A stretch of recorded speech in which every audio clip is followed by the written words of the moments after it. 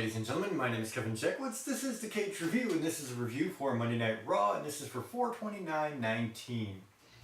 And after an absolutely amazing week of entertainment, somebody had to be the one to drop the ball and leave it to WWE to be the one. So I'm not going to spend a whole lot of time with this review because frankly they don't deserve the notoriety after just putting out this much crap for this long. You get a moment of bliss. It starts out the show and she's introducing the Money in the Bank competitors, and so she introduces Ricochet, Braun Strowman, Drew McIntyre, Baron Corbin. Of course, they exchange some words. It turns into a tag match between Braun Strowman and Ricochet versus Drew McIntyre and Baron Corbin. This is where you start the show. Nothing. I got nothing. So, the match is what it is. It's not that great. Braun Strowman and Ricochet win. Moving on. The Usos versus Gallows and Anderson is next. This is better. Usos take the win.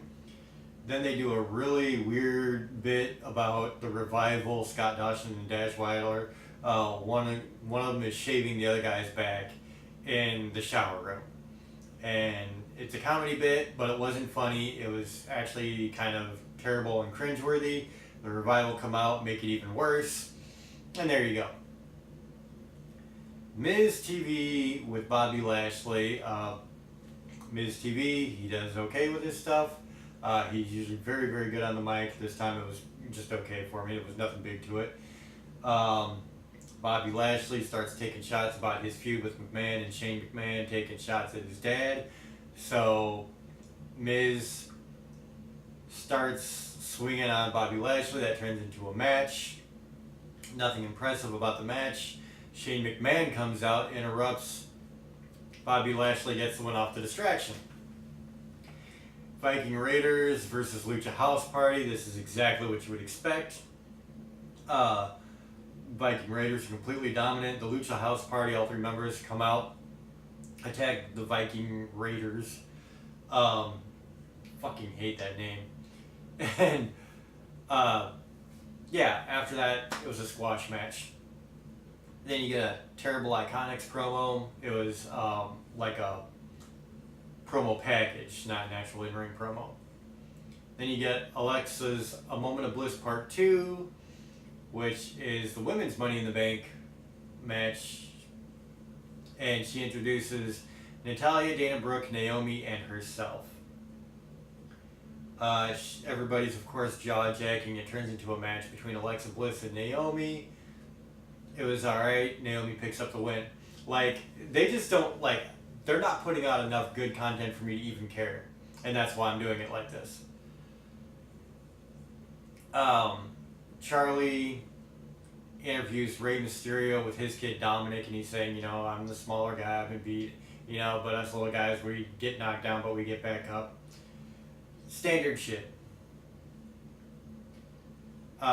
Then Charlie has an in-ring interview with Becky Lynch, talking about why she's defending both belts. You know, she's always faced the odds and she's always come out on top. Lacey Evans, there's a clip that they roll of Lacey punching Becky twice. Becky Lynch gets fired up, calls out Lacey Evans. They start going at each other, trying to make it look legit, but Lacey Evans is not polished at all.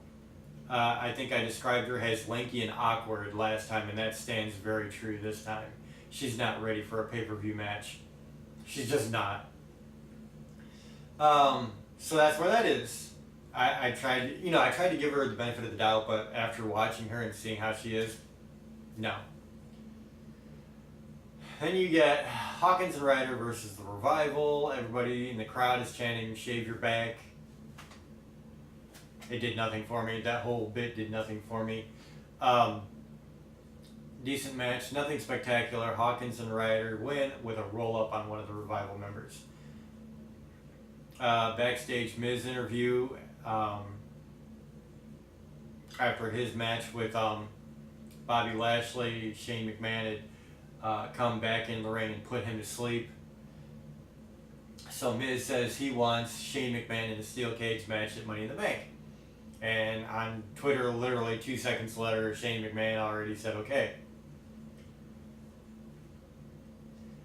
Then you get really awkward Sami Zayn in-ring promo. Literally did nothing, calling people out on their stuff, but it really does nothing for anything. It's just a waste of space. And Sami Zayn is better than this. He really is. They've never really known what to do with Sami Zayn. Then you get Samoa Joe. He cuts a quick in-ring promo talking about what he's going to do to Rey in front of his kid. His kid's ashamed of him. That starts the match between Rey Mysterio and Samoa Joe. I mean, good match, I guess. It was probably the best match of the night, considering you didn't really have a lot to live up to. None of these matches were good. And Rey Mysterio gets the quick win, I think on another version of a roll-up. And so yeah, Rey Mysterio gets the win and runs out of the ring, and there you go. So it really didn't make him look strong, it made him look lucky. So then it brings you to the end of the night. AJ Styles and Seth Rollins are doing the contract signing. They're at first talking about mutual admiration and respect. That kind of turns into, but you have the belt that I want, I have the belt, blah, blah, blah. Kind of goes back and forth. Machismo builds up. Finally, at the end, AJ swings on Seth Rollins after they sign the contract. There's a little back and forth. AJ hits his elbow onto Seth Rollins, who crashes through a table. And there you go. AJ's standing tall at the end of the night. And that was where they closed it. So, decent ending to the show. I think the really only, genuinely good bit was the end. That's it. That was the only genuinely good bit of this entire show. AJ Styles, Seth Rollins contract signing. Some of the stuff they said, poignant. Just nothing about this show was good. Nothing. Nada. It must be after WrestleMania season and they don't give a shit. So I'm going to give it a 1 out of 10. It doesn't even deserve that, I don't think. As a matter of, no, I'm going to give it a 0.5 out of 10 for the end segment, and that's it. They put very little effort into this, very little thought into it. There was nothing entertaining about this entire... I was so disinterested in this whole show. So that's where I'm at. I'm done talking about it, done wasting time with this one. 0.5 out of 10. I've never given a score like that before. It was just bad.